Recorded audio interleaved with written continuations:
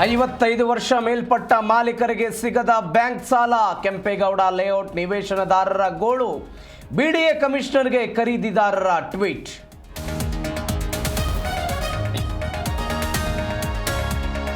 ಹತ್ತು ದಿನಗಳ ಅಧಿವೇಶನದಲ್ಲಿ 2 ದಿನ ಮೊಟಕು. ಚಳಿಗಾಲದ ಅಧಿವೇಶನ ವಿಸ್ತರಿಸುವಂತೆ ಮನವಿ. ಸಭಾಧ್ಯಕ್ಷರಿಗೆ ಪ್ರತಿಪಕ್ಷ ನಾಯಕ ಆರ್ ಅಶೋಕ್ ಪತ್ರ.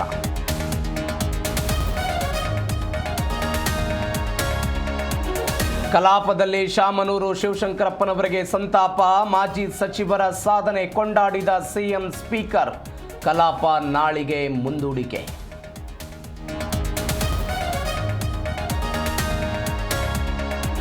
ದಾವಣಗೆರೆಯ ಶಿಕ್ಷಣ ಹರಿಕಾರನಿಗೆ ನಮನ. ಹೈಸ್ಕೂಲ್ ಮೈದಾನದಲ್ಲಿ ಸಾರ್ವಜನಿಕ ದರ್ಶನ. ಸಂಜೆ 5:30ಕ್ಕೆ ಕಲ್ಲೇಶ್ವರ ಮಿಲ್ನಲ್ಲಿ ಅಂತ್ಯಕ್ರಿಯೆ.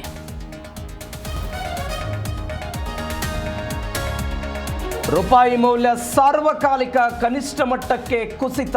ಡಾಲರ್ ಎದುರು 90.58ಕ್ಕೆ ಇಳಿಕೆ. ಆರ್ಥಿಕತೆಯ ಮೇಲೆ ಭಾರೀ ಪರಿಣಾಮದ ಆತಂಕ.